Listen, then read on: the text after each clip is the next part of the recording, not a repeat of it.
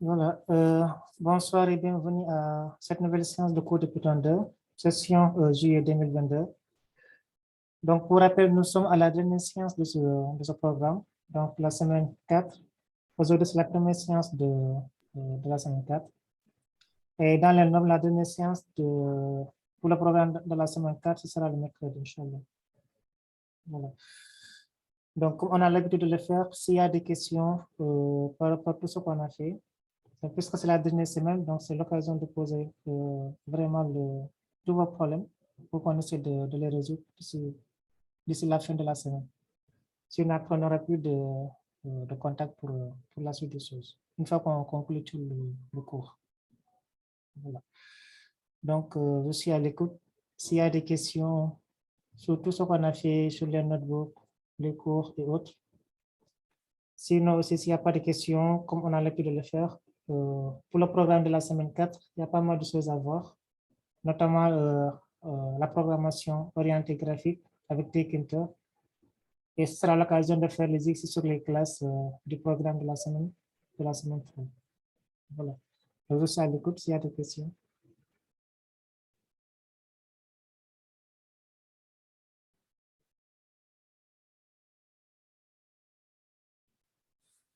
Ndiaye, bonjour pour le problème 6, notebook 3. OK. Tu as des soucis. Bon, je vais vérifier l'exercice.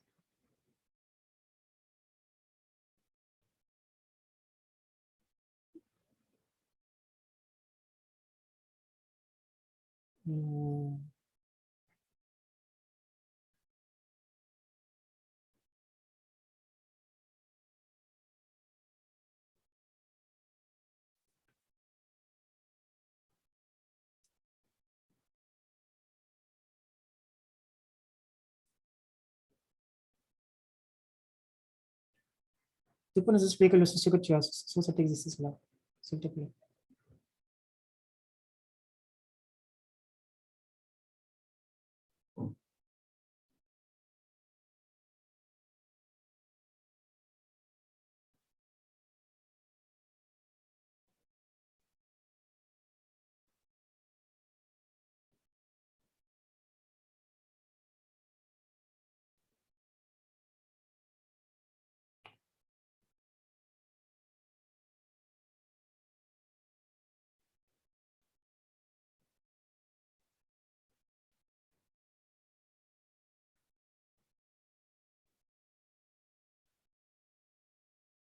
C'est quoi ta question par rapport à cet exercice sur les problèmes?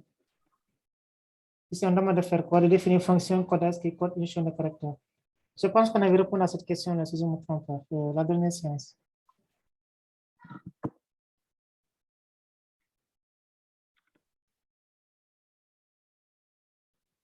Ndiaye, tu es là?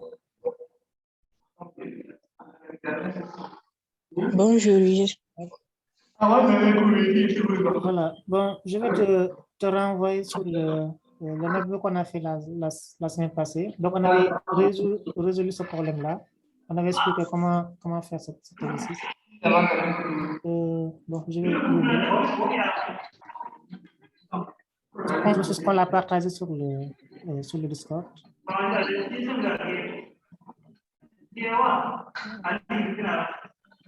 On l'avait fait. Bon, je vais ouvrir celui-là pour voir.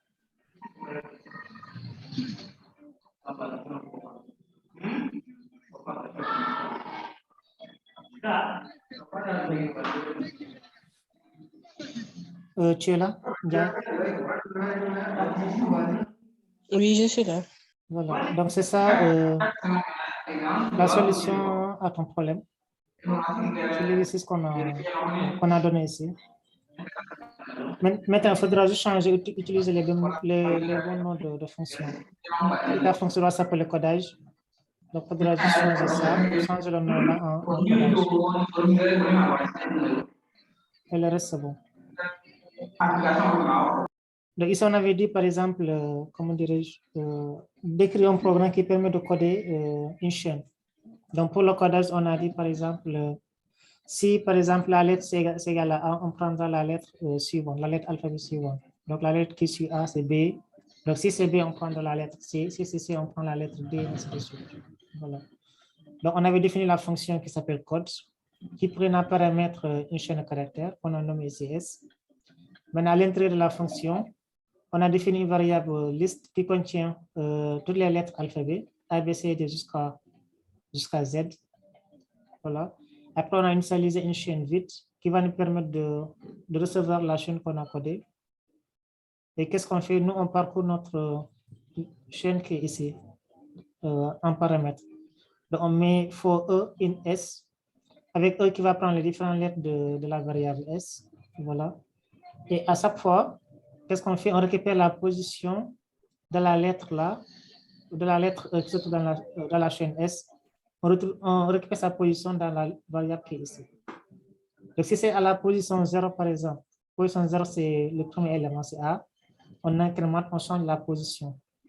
Donc, position va passer à la position qu'on a récupérée plus 1. Donc, si c'était 0, il va renvoyer la valeur 1. Si c'est 1, il prendra la valeur 2, ainsi de suite. Voilà. Et maintenant, ici, on va tester aussi une condition avant de faire le traitement.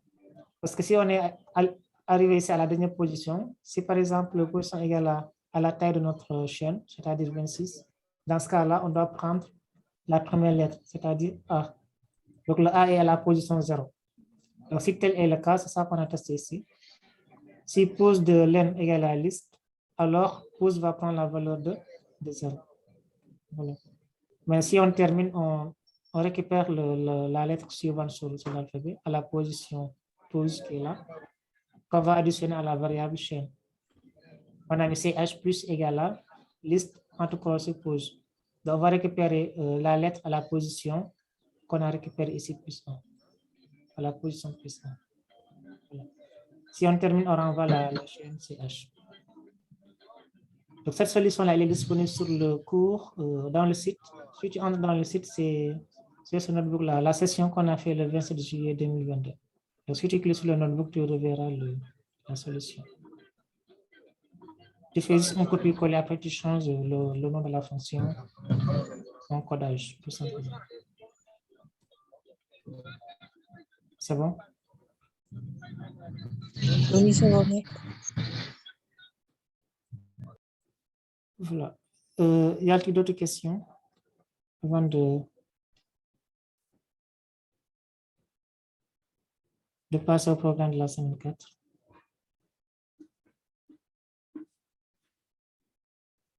OK. Voilà. Donc, s'il n'y a pas de questions, on va entamer le programme de cette semaine. Donc, pour la semaine 4, on devait voir la programmation graphique avec la bibliothèque qui s'appelle Tkinter. Voilà. Ici aussi, ce qu'il faut retenir dans cette partie-là, on va utiliser un logiciel différent de Colab pour créer les interfaces graphiques.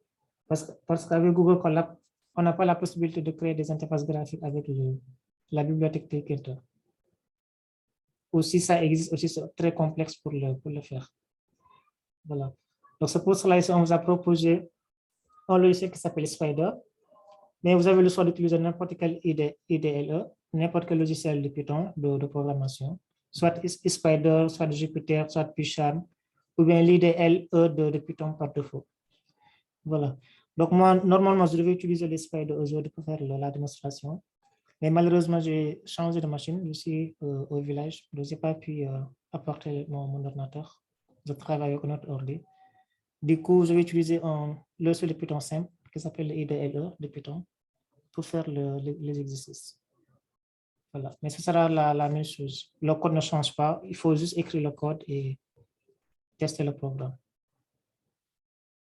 Donc, pour cette semaine-là, vous devez voir les concepts de la programmation graphique avec Tkinter, faire un revue sur les classes, sur le programme de la semaine 3, la création des widgets, comment créer des zones de texte, des labels, comment faire des dessins avec Tkinter, ajouter des images, créer des animations, et ainsi de suite. Donc, c'est le programme de la semaine 4. Et le matériel est disponible ici. Donc, la liste des exercices à corriger. Donc, si on clique sur le matériel, il va nous ouvrir la fiche de TD. Donc, ici, on demande pour le premier exercice, de faire une interface avec un canevas qui contient 5 lignes de couleurs différentes. Donc, sur le programme de cette semaine, on vous a appris comment utiliser Tkinter, comment créer une interface graphique et comment créer des dessins avec le canevas. Donc, si vous regardez le cours, normalement, tout est expliqué dans le cours. Donc, il faudra lire le cours si ce n'est pas encore fait. Vous regardez les différentes parties qu'on a données dans le cours, sur les Take-it 2 et sur les dessins avec le canevas. Voilà. Donc, on va passer à la correction. Donc, je vais le faire directement avec mon IDLE. Donc, ça s'appelle IDLE Python. Donc, quand on télécharge Python, le logiciel Python par défaut, il contient un IDLE. Donc, on a la possibilité d'utiliser directement le code là-bas et faire les tests. Donc, je vais lancer mon IDLE. Je copie ça d'abord, mon exercice.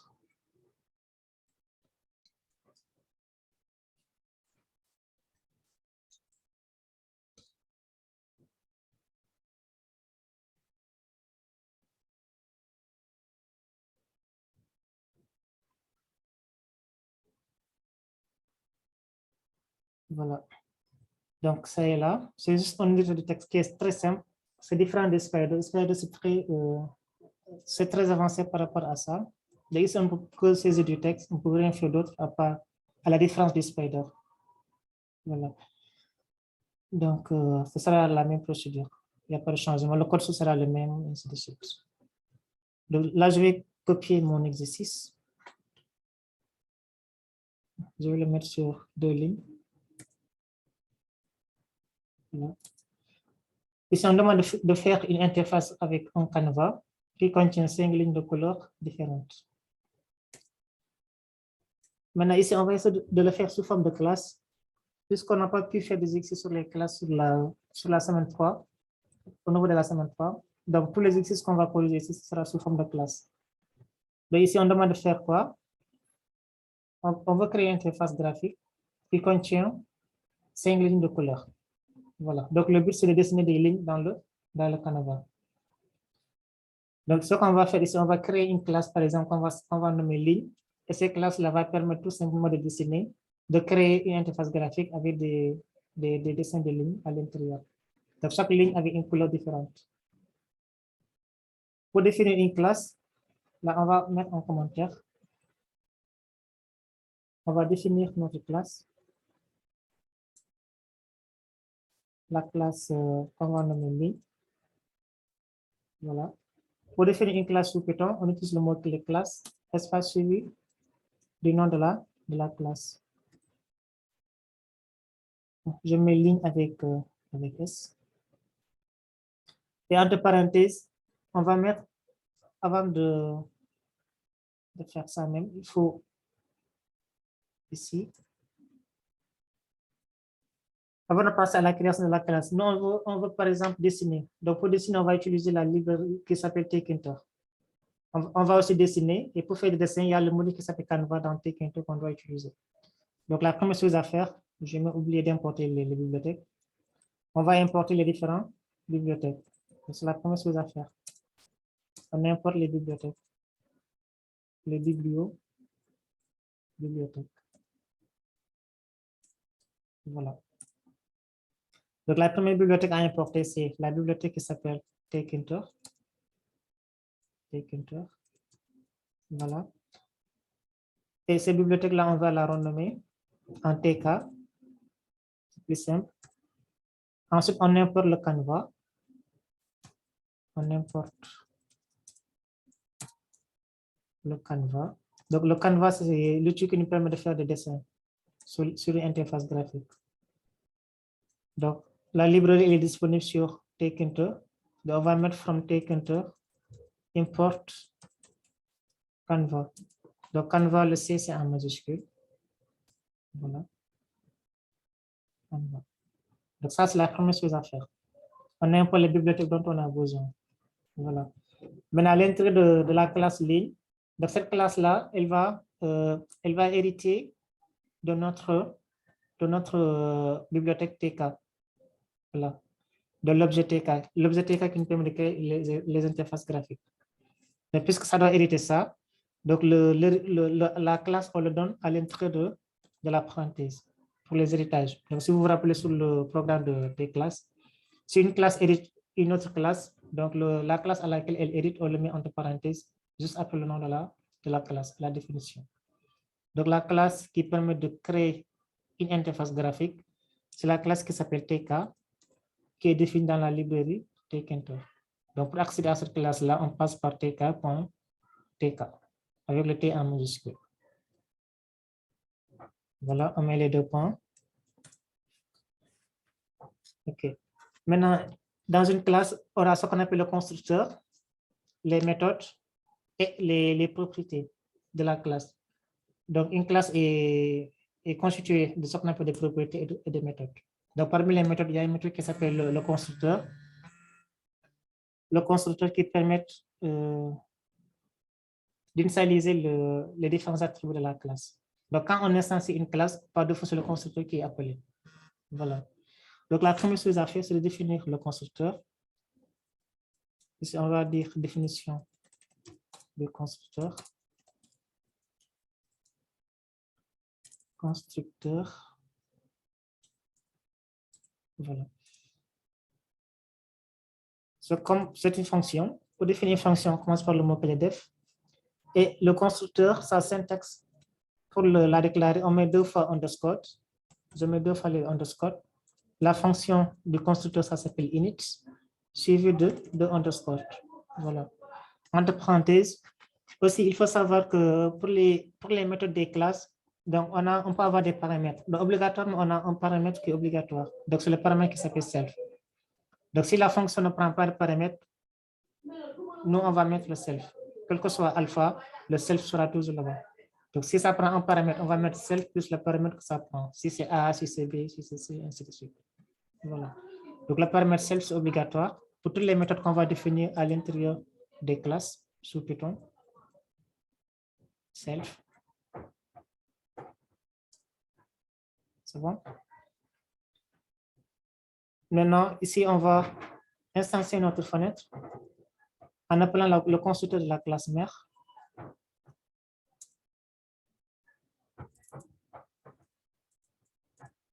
On va instancier l'objet de la classe mère.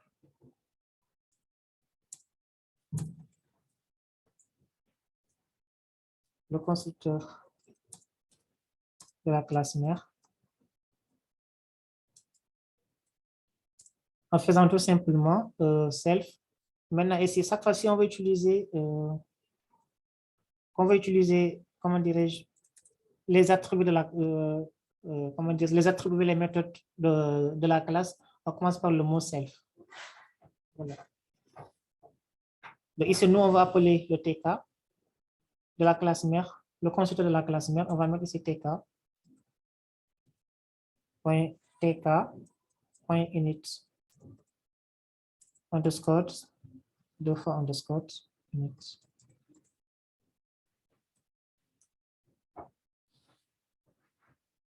Entre parenthèses, on met le self. Voilà. Donc là, c'est juste pour appeler le constructeur de la classe mère. Donc ça permet juste de créer l'instance de notre objet Tkinter. Voilà. Maintenant, une fois qu'on crée l'instance de notre objet, on peut tout faire sur l'interface graphique. On peut ajouter des boutons, des zones de texte, des labels, dessiner, faire tout ce qu'on veut sur notre interface graphique. Voilà. Maintenant, c'est ce qu'on va faire. On va essayer de rendre ça beaucoup plus professionnel. Donc, par exemple, nous, on peut tout faire à l'intérieur de la fonction init, mais ce ne sera pas très professionnel. Ce qu'on va faire, on va définir une méthode qui va s'appeler, par exemple, tracer ligne. Cette méthode-là va permettre simplement de tracer des lignes. Et la méthode qu'on va définir, on va l'appeler à l'intérieur de la fonction init. Voilà. Et ici, on va appeler la fonction qu'on va définir tout à l'heure. On appelle la fonction tracer ligne, supposons. On va nommer tracer ligne. Donc, cette fonction-là, ce n'est pas encore défini. C'est à nous de la définir tout à l'heure. Elle va tout simplement servir d'initialiser le canevas et de tracer les différentes lignes qu'on a demandées. Donc, on a 5 lignes à tracer, voilà, de couleurs différentes. Donc, ici, cette fonction-là, on l'a nommée tracer ligne.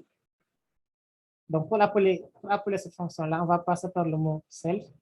Donc, toutes les méthodes et les propriétés dans une classe Python, on commence toujours par self, suivi du nom de la classe, de la méthode ou bien de la propriété. Donc, on va mettre tout simplement self. La fonction, on va nommer ça tracer ligne. Donc, on met tout simplement tracer ligne. Underscore. Tracer ligne.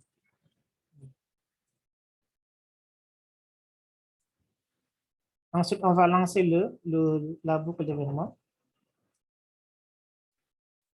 Donc, sur la programmation orientée graphique, donc, tout est événement. Tout ce qu'on fait, on parle d'événements. Le fait de cliquer sur un bouton, c'est un événement. Le fait de déplacer la souris, tout ça, là, on appelle ça des événements. Voilà. Donc, il y a une boucle d'événements sur Tkinter qui s'appelle main-loop. C'est ça qu'on va lancer. Ici, on va lancer la boucle d'événements. Pour la lancer, on passe par self. La boucle s'appelle, la méthode s'appelle main-loop. Voilà. Donc, c'est une fonction qui va tourner à l'infini. Donc, elle va tout simplement permettre de gérer les différents événements qu'on va détecter sur l'interface graphique. Si on clique sur un bouton, ou bien si on déplace la souris, ou bien si on appuie sur une touche, ce sont des événements qu'il va déclencher et qu'il va envoyer au niveau du programme. Maintenant, après, ça sera à nous de contrôler ces événements-là. Si on clique sur un bouton, qu'est-ce qu'on doit faire? Est-ce qu'on doit faire la somme? Est-ce qu'on doit déplacer un objet, ainsi de suite. Voilà. Donc, là, c'est bon. On a créé le constructeur qui prend en paramètre le self. On a initialisé notre objet Tkinter en appelant juste la classe mère de Tkinter. On a appelé une méthode qui s'appelle tracer-ligne, qui n'est pas encore définie, qu'on va définir tout à l'heure. Et ensuite, on a lancé la boucle d'événements qui va permettre de gérer tous les événements de notre interface graphique. Maintenant, la prochaine étape, ce sera quoi? Ce sera juste de définir la fonction qu'on a initialisée ici, qu'on a définie ici, tracer-ligne. Donc, on met ça en commentaire. On va définir notre fonction. La fonction qui s'appelle tracer ligne. Voilà. Tracer ligne. Donc, c'est une fonction. Pour la définition d'une fonction, on commence toujours par le mot-clé def, suivi du nom de la fonction. On a nommé ici tracer ligne. Voilà. Et on a dit à chaque fois, obligatoirement, on a le paramètre qui s'appelle self. Donc, le self, c'est obligatoire. Pour toutes les méthodes qu'on va définir dans les classes sur Python, c'est le self obligatoire.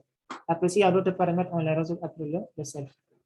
Mais par contre, ici, on n'a pas besoin d'autres paramètres. On met juste le self. On va faire là, la parenthèse. Les 2 points ici encore. On ferme la parenthèse. Voilà. Maintenant, à l'intérieur de notre méthode, on va définir notre canevas. On va créer une variable qui va initialiser notre canevas. Cette variable-là, on va nommer ça canevas. C'est une propriété. On initialise le canevas. Donc, chaque fois, on va définir des variables à l'intérieur d'une classe, des variables, ou bien ce qu'on appelle des propriétés ou bien des attributs. On commence toujours par self, point suivi du nom de la variable. Ici, la variable, on va nommer ça canevas, comme ça. Égal là. Pour créer initialiser notre canevas, on utilise la méthode canevas, la fonction qui s'appelle canevas, qui prend plusieurs paramètres. Le premier paramètre, c'est le self, suivi de la couleur de fond et de la dimension de notre canevas, la largeur et la hauteur. Donc, pour la couleur d'arrière-plan, soit on peut écrire background égale à le nom de la couleur, ou bien on met BG. Donc, c'est la même chose. BG comme background, ou bien on écrit directement en lettres complètes le mot background. Égal. Bon, on va mettre une couleur en blanc, couleur de fond en blanc. Voilà. virgule, on indique la largeur, 8, on prend à peu près 300 pixels pour la largeur et 300 pour la hauteur. Il y en a 300.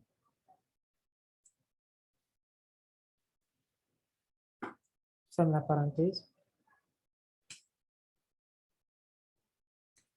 Voilà. Donc là, ça permet d'initialiser notre canevas. Maintenant, une fois qu'on initialise le canevas, on va tracer là notre première ligne. On trace la première ligne. On a 5 lignes à tracer, il ne faut pas l'oublier. Trace la première ligne.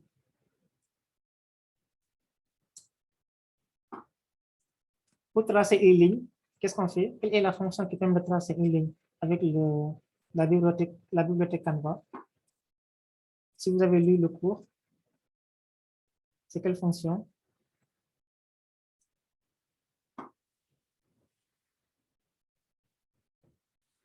Quelle est la fonction qui permet de créer une ligne?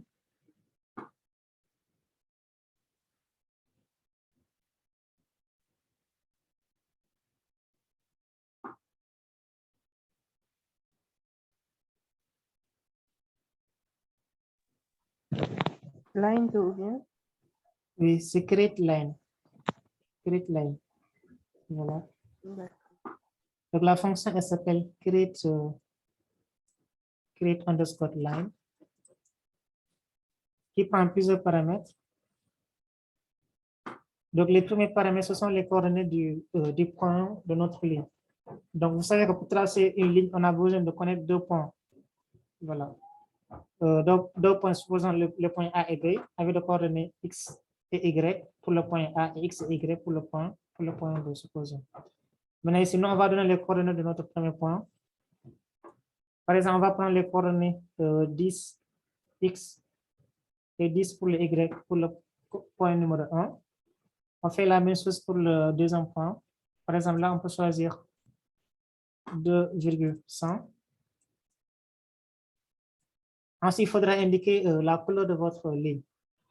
Donc, pour la couleur, il y a 2 manières de le faire. Soit d'utiliser le paramètre fill ou bien le paramètre outline. Donc, la différence entre le outline et le fill. Donc, le fill, il colorie le fond de notre ligne. L'autre, il entre juste le contour, le outline, comme son nom l'indique. Donc, ici, nous, on va utiliser le fill égal. Vous me donnez une couleur qu'on peut utiliser pour la première ligne. Une couleur, on peut prendre. Donc, les noms de couleurs, on les donne aussi en anglais. Hein. Jaune. Jaune en anglais, c'est comment?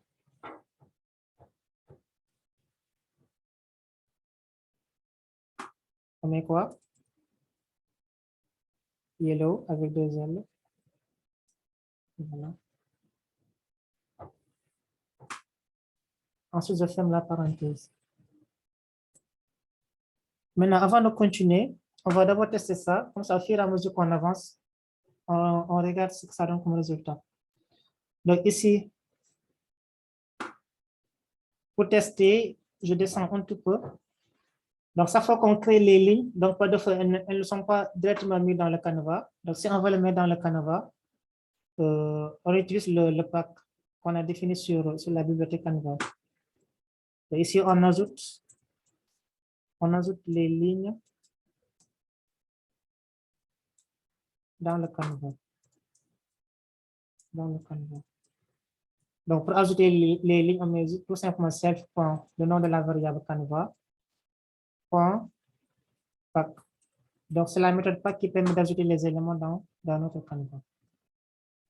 Voilà. Donc, pour l'instant, on va tester ça pour voir ce que ça donne comme résultat avant de continuer.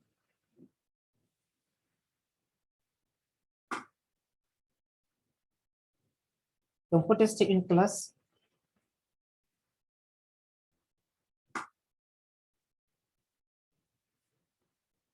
on va utiliser la fonction principale main qui permet de lancer le fichier Python.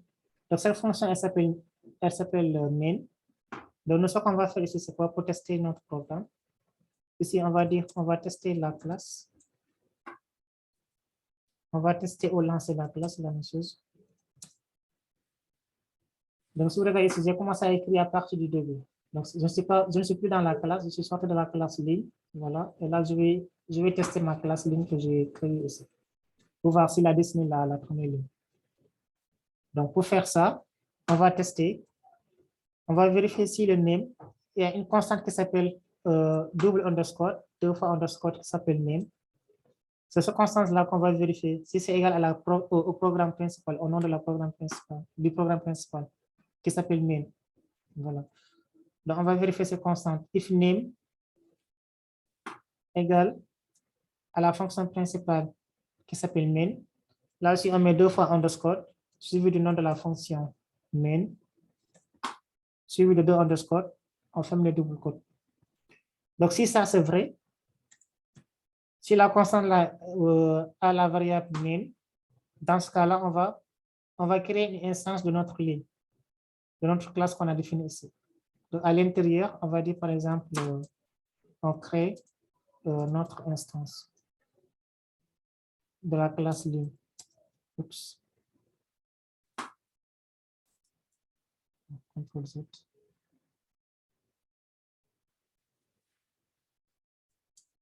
De la classe ligne. De la classe ligne. Donc, pour créer notre instance, on va tout simplement mettre, par exemple, ligne égale à ligne. Donc, la classe ici, on l'a nommée ligne avec L majuscule et S. Voilà. On ouvre les parenthèses. Donc là, c'est bon. Maintenant, si on va tester ça, on va juste exécuter ce programme-là. Donc, on enregistre. Je fais CTRL S, j'enregistre. Je viens sur le bouton Run qui est là. Donc, ça, c'est pour le IDLE de Python. Run. Et j'appuie sur le bouton Run Module. Donc, il y a un raccourci clavier aussi qui permet de le faire, c'est la touche F5. Voilà. Donc là, je fais Run Module. Là, il va me lancer normalement ma fenêtre. S'il n'y a pas d'erreur, bien sûr.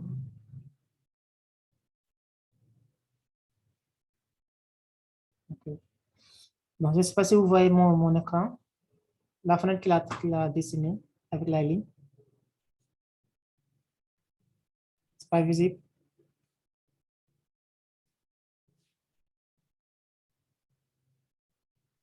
Non, on ne voit pas. Ok, donc je vais la partager. Voilà. Vous voyez maintenant. Ici, on a le TK et là, il a tracé la ligne jaune. C'est bon? On a tracé tout simplement une seule ligne. Maintenant, on va faire la même chose pour les autres lignes. On revient sur l'exercice. Je vais fermer les fenêtres.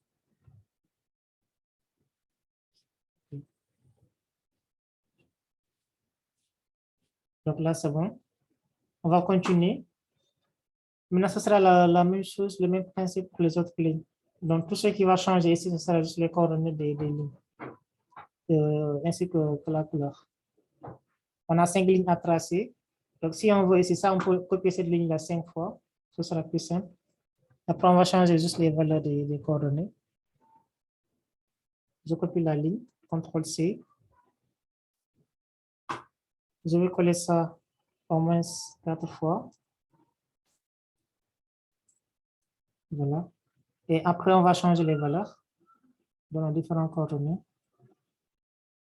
Par exemple, ici, on va choisir au point de coordonnées 10, 20. On aura le même point d'origine pour la première ligne et la deuxième pour le X. Et pour le Y, par exemple, là, on va inverser. On prend par exemple 100. C'est juste des coordonnées au hasard. Hein. Vous pouvez choisir n'importe quoi. C'est à vous de voir. Et la couleur, on met quoi comme couleur?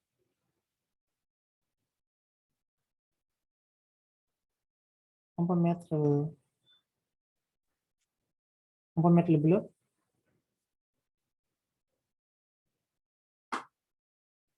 Blue. Voilà.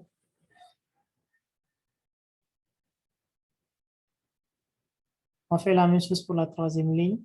Par exemple, là, on peut changer, si on veut le X, on peut mettre par exemple le 20. Là, je mets par exemple 30. C'est juste des valeurs au hasard. Supposons 150. Bon, je laisse le 100 ici. Là, on va choisir red, rouge. On change pour la quatrième ligne. 4.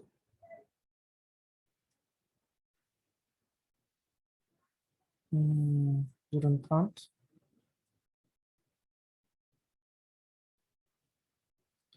Par exemple, ici, on peut donner, supposons, 300. Et là, 200.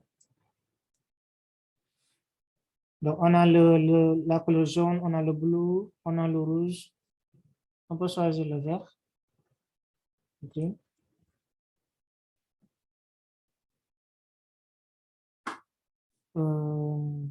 Là, je mets 30 par exemple.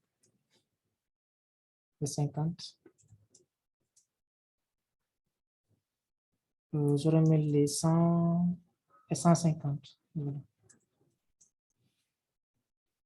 Là, on change aussi la couleur. On peut mettre le noir.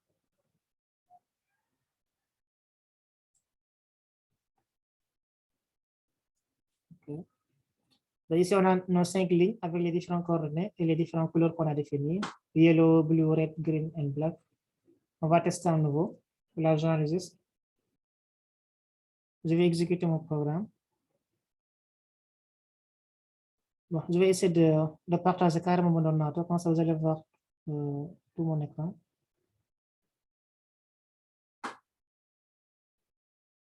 C'est où encore?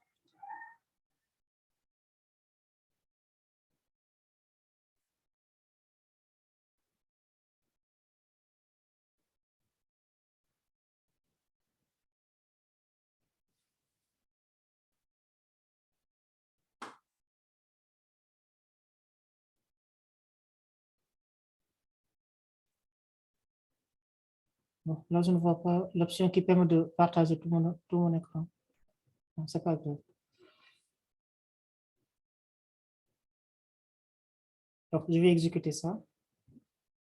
Voilà. Après, je vais partager notre dessin.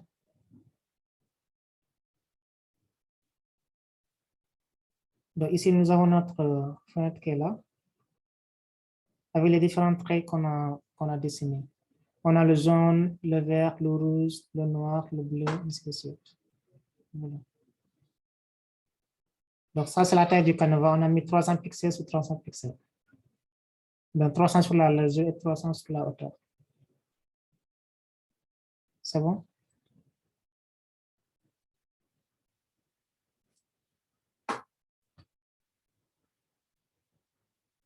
Des questions?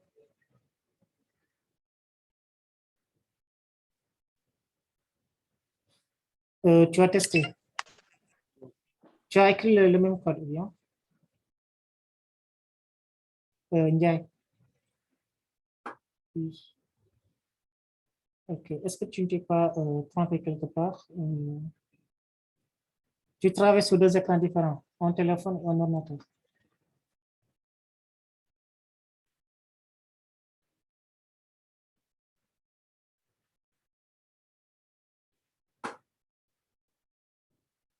Deux écrans. Ok. Bon, pour voir bien le code, peut-être tu t'es trompé quelque part. Je ne sais pas si tu as mis le. Il faut mettre le main loop. Ça, il faut le mettre. Il faut aussi. C'est où encore? C'est pas ça. Exercice 2. Voilà. Il faut mettre le main loop pour lancer la boucle d'événements. Il faut aussi rajouter le canevas.pack pour insérer toutes les lignes dans le canevas. Et aussi, ce qui est important aussi, c'est lancer le programme principal. Main.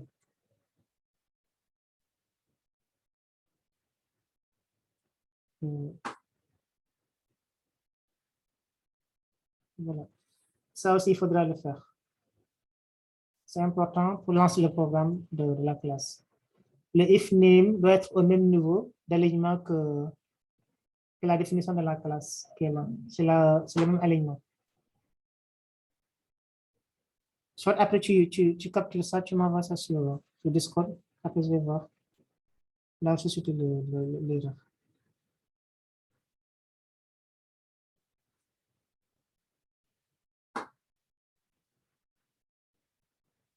C'est bon?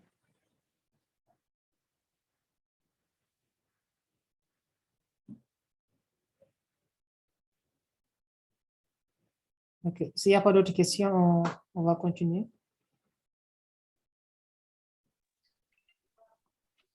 Oui, bonsoir. Oui, bonsoir. Oui, Ismaël, j'aimerais savoir, bon, les valeurs qu'on met là, ça sert à quoi ou pas? Les valeurs dans la fonction createLine là. Ouais, c'est ligne quoi. Oui. Ouais, les valeurs 10, ça sert à quoi ces valeurs-là?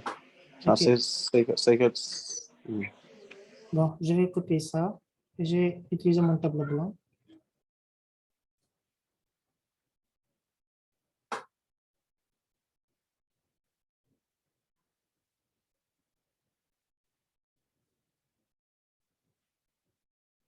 Je vais coller ça ici.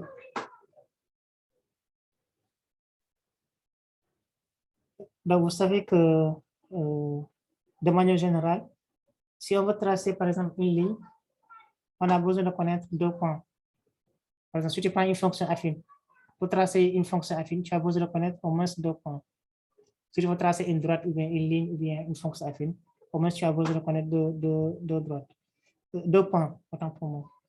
Et ces points-là, ce sont juste, chaque point a ses coordonnées sur l'axe des X et sur l'axe des Y. Supposons là, on a notre repère qui est là. Nous, on va dessiner une ligne avec les coordonnées qui sont définies à l'intérieur de ce point-là. Donc, les 2 premières valeurs que vous voyez ici, ce sont les coordonnées du premier point. Donc, supposons on a un point qui s'appelle A, le point A, de coordonnées 10, 10, 10. X égale à 10, Y égale à 10. Et le deuxième point, c'est le point B, de coordonnées aussi, supposons 200. 200 et 100. Donc, pour tracer notre ligne, on a besoin de connaître ces deux coordonnées-là. Et ce qu'on fait ici à l'intérieur, c'est quoi? C'est juste placer les 2 points, ensuite joindre les points. Donc, supposons qu'on a ici notre 10 qui est là, la valeur de 10.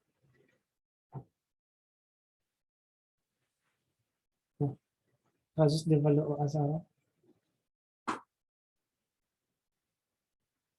On va dire ça c'est 10, ça c'est 20, 30, 40, 50, ainsi de suite. Pareil pour l'axe des X. 10, 20, 30, 40, ainsi de suite jusqu'à 200. Supposons ça c'est le 200 et là c'est le 100. Donc ce qu'on fait en premier, c'est qu'on place d'abord le coordonnée du point A. 10 sur 10, ça sera quoi? L'intersection entre les deux. Donc ça va être ici à ce niveau-là. Je prends ça.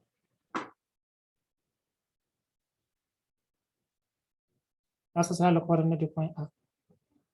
On fait la même chose pour le point B. X égale à 200, à peu près on a le 200 qui est là, et Y égale à 100. Supposons que c'est à ce niveau-là. Une fois qu'on connaît les coordonnées du point, tout ce qu'on fait, c'est juste tracer le trait. Donc, le valeur que tu vois là à l'intérieur, c'est juste les coordonnées des différents points entre le X et le Y. Donc, le 10, 10, c'est le coordonnée du premier point, et les 200, 100, ce sont les coordonnées du deuxième point.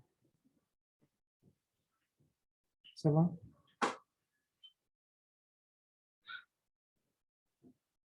Ok, oui, c'est bon, merci. Okay. Et maintenant, le fil, c'est juste pour la couleur. Il y a deux types de paramètres. Il y a fil, il y a outline. Si par exemple, on veut tracer un cercle, donc si tu veux avoir une couleur de fond dans ton cercle là, tu utilises la propriété, le paramètre qui s'appelle fil, égal, tu donnes le nom de la couleur. Si tu veux tout simplement une couleur qui entoure tout simplement le cercle sans une coloration de fond, là, on va utiliser le outline. Donc, il y a le outline qu'on peut utiliser ou bien le fil pour la coloration interne ou externe de notre figure, selon la forme qu'on veut dessiner.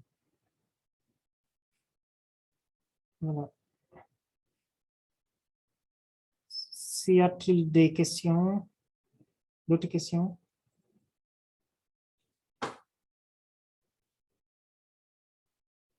OK. Donc, la pause. Oui. Bonsoir, M. Diallo. Oui, bonsoir. Voilà, vous avez un problème de connexion. OK. Bon, j'ai un peu raté le début du cours. Mhm. Bon, je voudrais savoir si vous avez utilisé quel logiciel dont vous nous avez parlé la fois dernière, Jupyter, je ne sais pas. OK. Bon, normalement, je devais utiliser le Spider, mais malheureusement, je travaille avec une autre machine. Je n'ai pas utilisé mon ordinateur personnel. C'est l'ordinateur de ma soeur. Ici, j'ai juste installé un logiciel Python IDLE. OK. Bon, je pense que c'est bon. Tu as téléchargé quel logiciel? Bon, Jupyter. Jupyter, OK. C'est bon. L'essentiel, le code, c'est la même chose. Hein? Il n'y a pas de changement. C'est ça que j'ai utilisé. Python IDLE.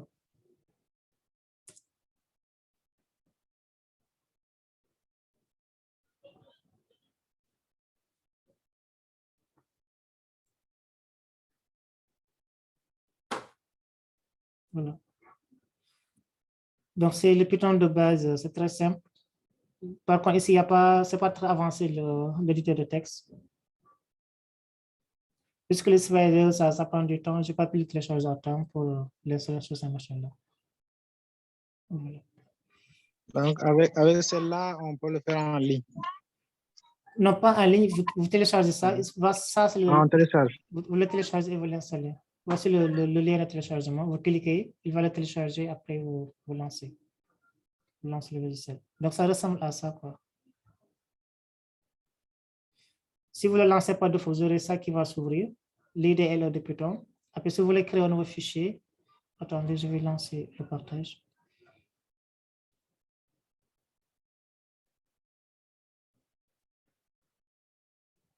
Donc, par défaut, si vous lancez votre IDLE, on a ce terminal-là qui va s'afficher. Ici, on a la possibilité d'écrire du code Python directement ici. Comme si on avait un terminal, une machine calculatrice. Soit le code, on l'écrit directement ici, il va faire le calcul et afficher le message. Si on fait un print, la même chose, il va afficher le résultat de notre print. Par exemple, bonjour. On ferme la parenthèse. C'est genre terminal, quoi. Mais on a la possibilité de créer un nouveau fichier, un éditeur de texte. Donc, si on veut un éditeur de texte, on va cliquer sur le bouton File, ensuite sur New File. Donc, si on clique sur New File, il va créer un nouveau fichier. Donc, ce fichier-là, il est là. C'est ça que j'ai utilisé pour travailler. Voilà. Et ce qu'il faudra faire, la première chose à faire, c'est juste enregistrer votre fichier. Vous faites CTRL-S, vous l'enregistrez. Ou bien vous cliquez sur File, Save. Son raccourci clavier, c'est CTRL-S. Si vous donnez un nom à ce fichier-là, exercice 1 ou 2 ou 3, ou bien test de cours. Voilà. Et vous écrivez votre programme. Si on termine, si on veut exécuter, il y a le bouton Run qui est là. Vous cliquez sur Run, ensuite sur Run Module. Le raccourci clavier qui permet d'exécuter, c'est F5. C'est bon? OK. Mais vous avez le choix d'utiliser n'importe quel logiciel. Hein. OK. Vous avez le choix. Ouais.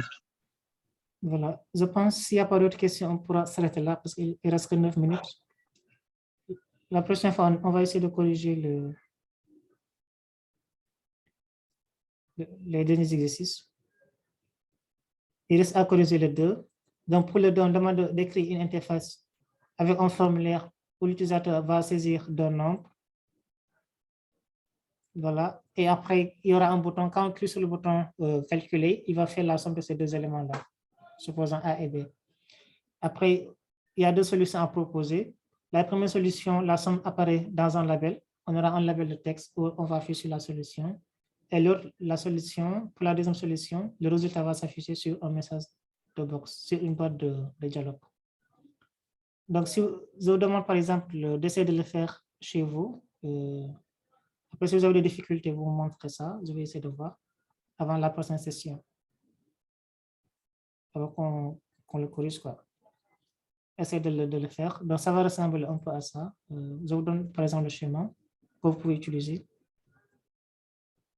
Je vais effacer tout ça.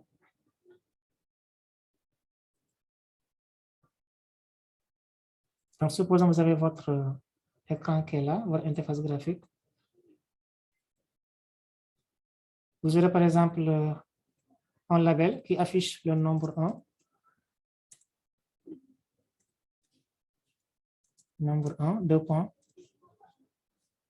Un autre label pour le nombre 2.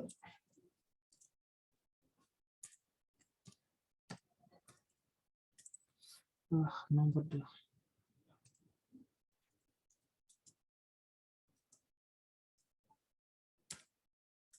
Un label pour le résultat. Le résultat.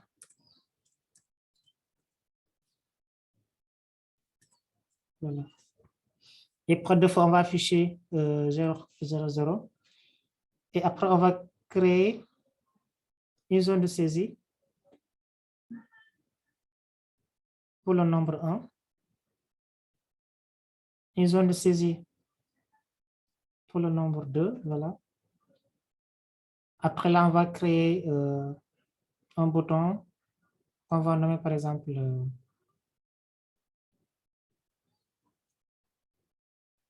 ajouter ou calculer.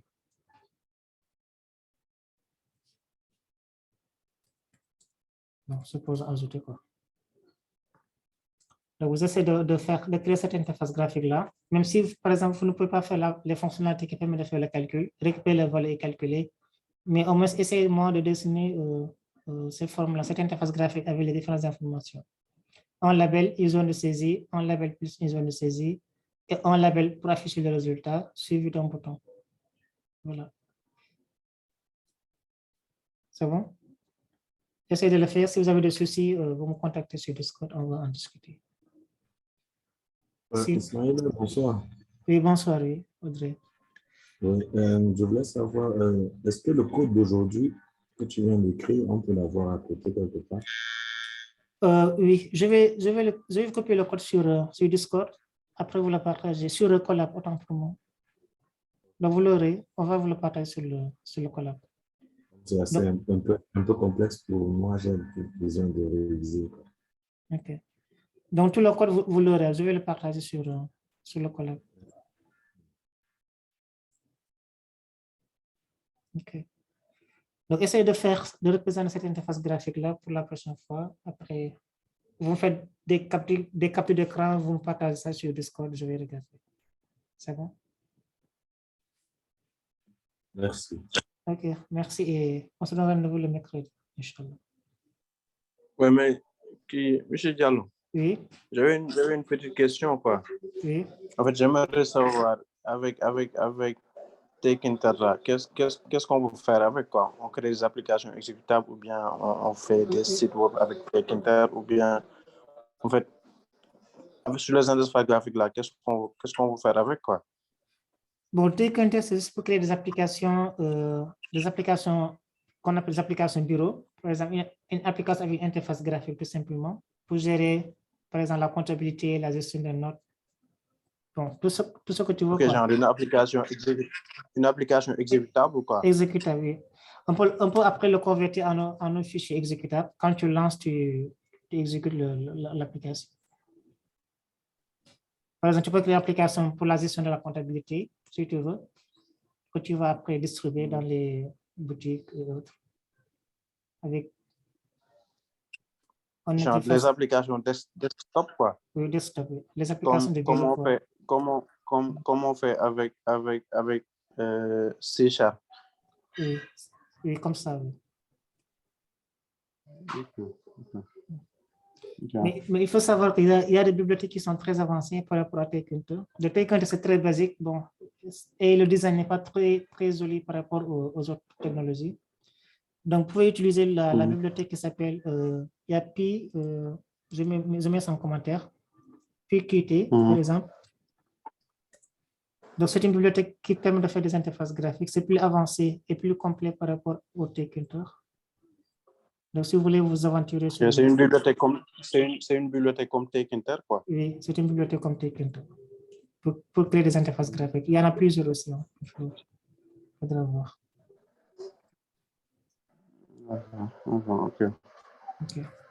Ok, merci. Ok, donc on se donne rendez-vous le mercredi, Inch'Allah.